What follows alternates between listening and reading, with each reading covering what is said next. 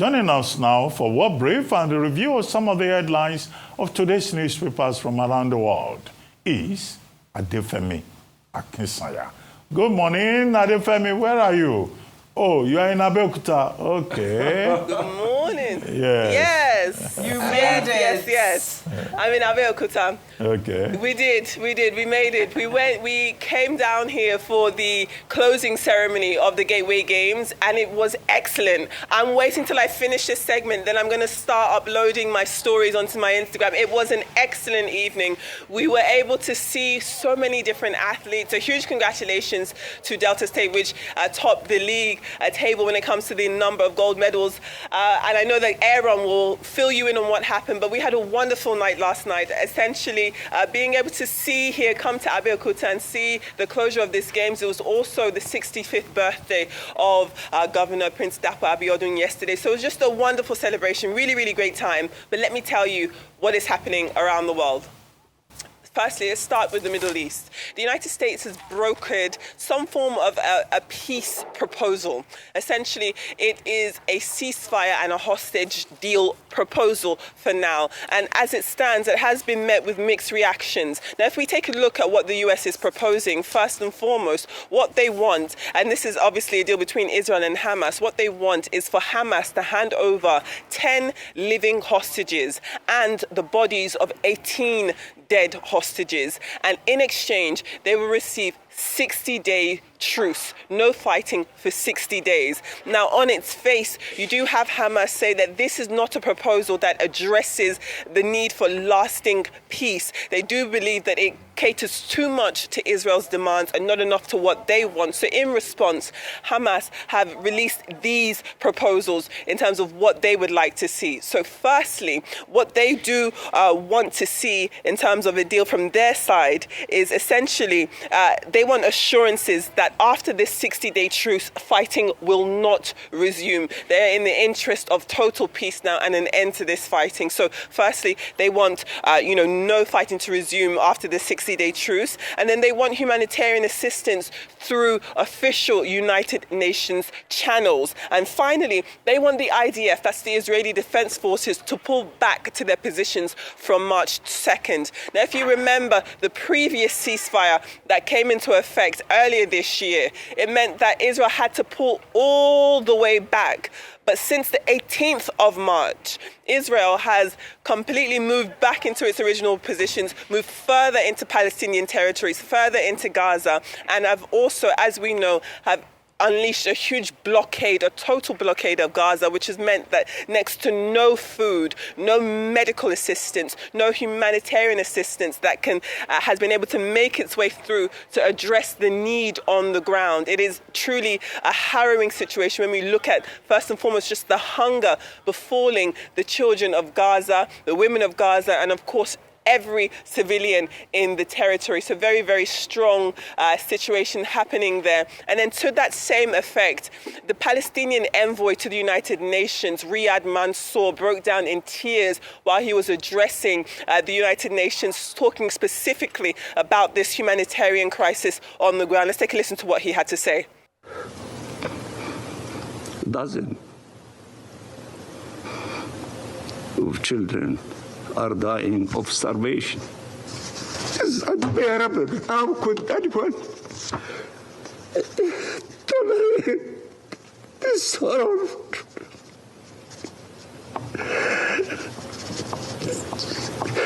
Excuse me, Mr. President. I have grandchildren. I know what they mean to their families. And to see this situation of the Palestinians without us having hearts to do something is beyond the ability of any normal human being to tolerate. Very, very, very difficult words there. Very, very difficult to see the Palestinian envoy to the United Nations break down in tears there when he's talking about the level of disaster and crisis on the ground in Gaza there. And finally, unfortunately, just a very sad story here. If you go to South Africa, we'll know that a mother, along with 2 accomplices, has been sentenced to life imprisonment. Now, the woman in question is Raquel Roberts. She is most commonly referred to as Kelly Smith, Raquel Kelly Smith.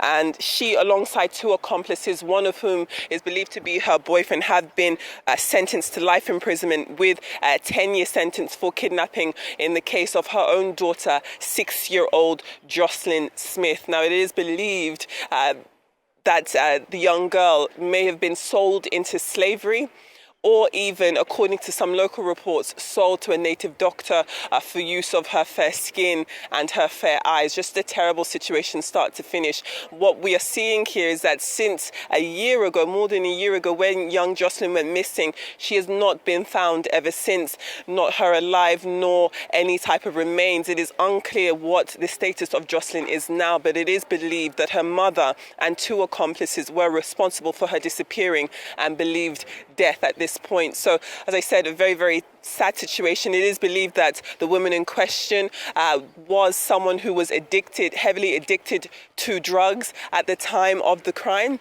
and has, of course, been in remand for the past year, which is led to a change in her appearances from the pictures that you see of her when she was first apprehended to now during this trial. But when we look at when the actual sentence came down, the reactions between Raquel Smith and the 2 accomplices, there was absolutely no emotion there, no tears, no real breakdown of any type of feeling, or the gravity of the situation not really coming down on any of these 3 convicts. But that is the situation that we're seeing here, unfortunately. And when we're looking at this awful situation surrounding a 6-year-old Jocelyn Smith. Those are your stories. I'd love to hear your thoughts before we move on to the newspapers. Okay, Femi. I think it was Francois de la Rochefoucauld that said, hypocrisy is the homage that vice pays to virtue. And that's what's happening here. Oh my goodness. I weep just like Mansour for what is going on in the world and the hypocrisy of America that says it's the leader of the free world, where the people of Gaza are in bondage. And I weep at this hypocrisy of the ceasefire deal. Very sad. The same Israel now that has gone ahead illegally to build about 20 new settlements around the West Bank. But America sees nothing wrong with it. It's against international laws, but America sees nothing wrong with it. So what do they do this time around after they had the first January 17 or 19 ceasefire 2025?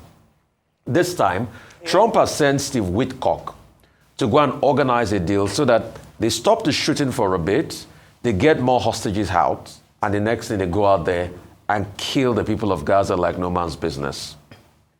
This deal does not account for how many trucks will come in to bring humanitarian support to them.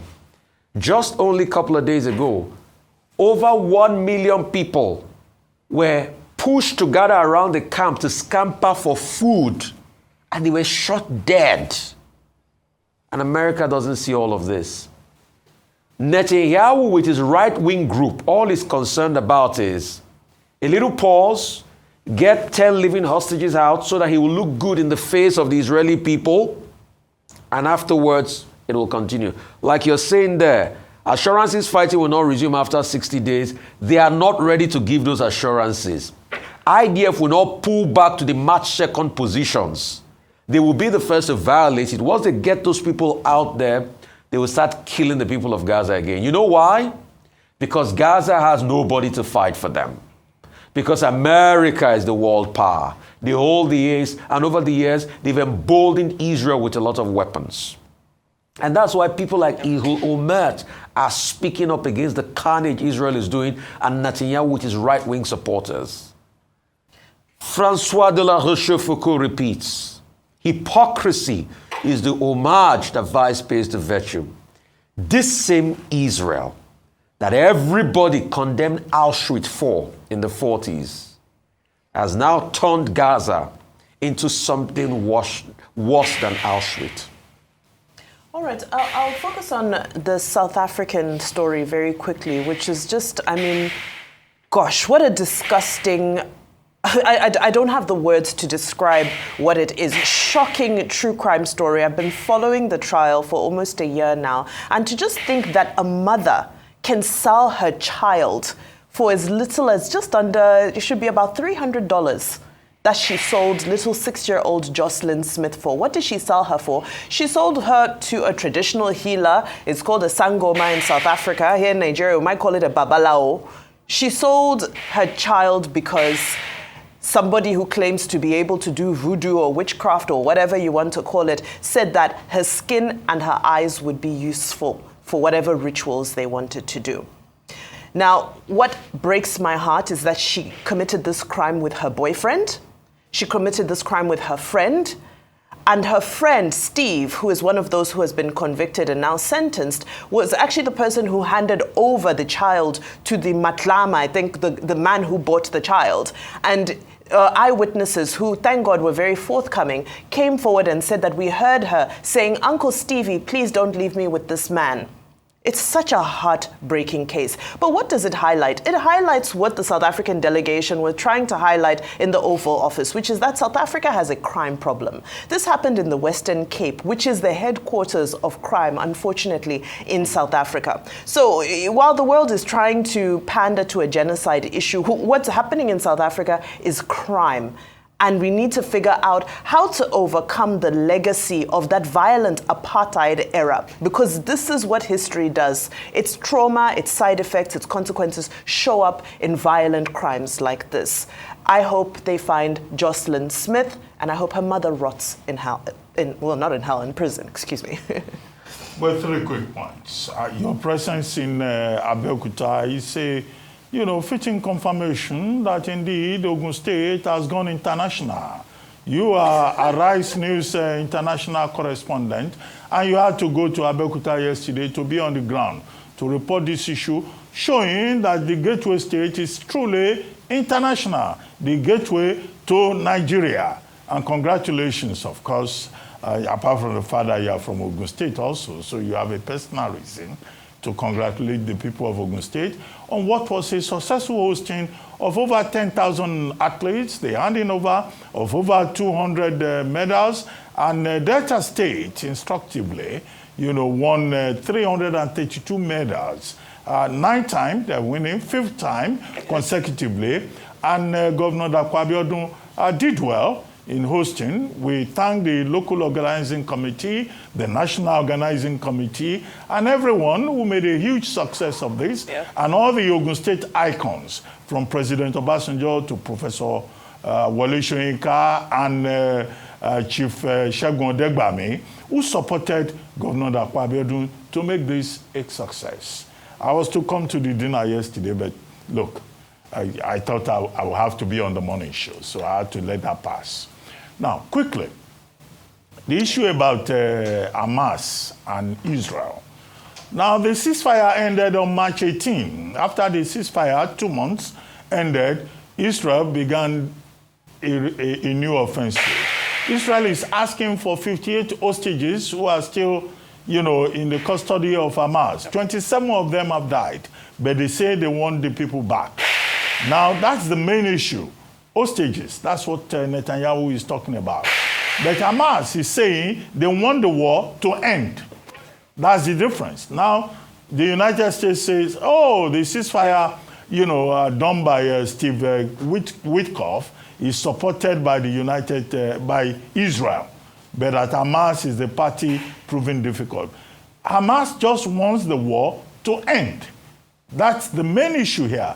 And Netanyahu is under pressure from the right wing in Israel that is insisting that, look, these hostages must come back or the whole of the Gaza Strip should be wiped out. How do they resolve this? I think that the major issue is the blockade that Israel has placed against Hamas and the suffering that the people of Gaza Strip are going through. A state of chaos, a breakdown of security, looting in Gaza, and the fact that a host of hungry people are not even having access to humanitarian assistance. Third, the issue you raised about Jocelyn Smith. I think that our Zimbabwean wife has articulated it very well. It is very unfortunate that a mother will behave in this manner with her boyfriend and another person, Stevino. That's his real name, Stevino Ryan. And the judge, Judge Erasmus, was very clear in saying that, look, these people have not shown any remorse. A child will just disappear and no remorse from the mother. It raises questions about motherhood, about parenting, and also about community.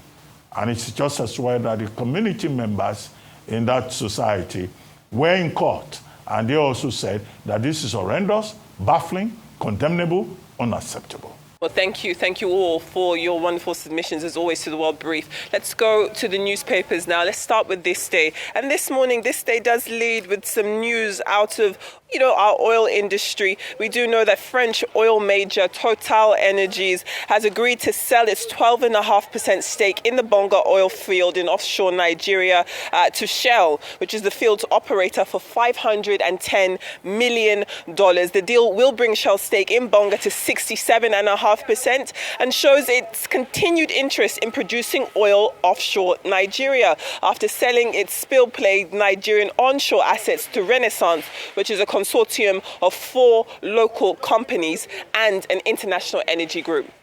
Now, to the Financial Times today, which weighs in on the economic achievements of President Tinubu's administration. Now, in its article titled Nigeria's Shock Therapy, the FT says that Nigeria is in better shape than at any time in the past decade. That may come as a joke or a surprise to tens of millions of Nigerians who are suffering the worst cost of living crisis in a generation. However, Tinubu, who, as we know, is a former governor of Lagos and the country's wiliest politician, says the FT, in a generation, has stabilized the economy and laid the groundwork for a broader recovery. This year, the World Bank has expects Nigeria's growth of 3.7% in what would be Nigeria's best performance since 2014, save for, of course, that post-COVID rebound. Now, most ordinary Nigerians may not feel that yet, but it is a decent performance while oil prices are this week. Those are the words of that Financial Times article, just to show that the international community is looking at Nigeria and, for this example, is commending President Tinubu on a job well done on the economy so far. Moving on to other papers, still on this theme of, the Tinubu administration, the Vanguard, the Guardian, the Punch, all of them say that the presidency, Atiku, Afenifere, and other groups have opposing views over the president's midterm report as yet. The New Telegraph, however, does lead with the ongoing crisis befuddling the People's Democratic Party, especially with its National Secretary, Senator Samuel Ayamu, who maintains that he is still the PDP National Secretary and stated that no intimidation will make him disown the Minister of the Federal Capital Territory, one Nyesom Wike. The Daily Independent this morning leads with poultry farmers facing losses, and that's due to crashing demand. Really, people just aren't buying egg products, they're not buying eggs, they're not buying chicken, they're not buying frozen chicken, and essentially warehouses are overflowing with eggs and poultry products. Farmers believe that the purchasing power of consumers is just too low for them to survive. And then finally, looking at some insecurity, the Daily Trust highlights the devastation, actually, when we're looking at environmental insecurity. The Daily Trust leads with the devastation of the floods in Niger State. More than 50 Amajirai are missing, and a single family has lost 12 members in the flooding. Those are your newspapers. Okay, thank you very much. Adefemi Akinsanya, you are in your state, you are at home, so have fun. Enjoy the afterglow of the 22nd National Sports Festival. Thank you very much indeed.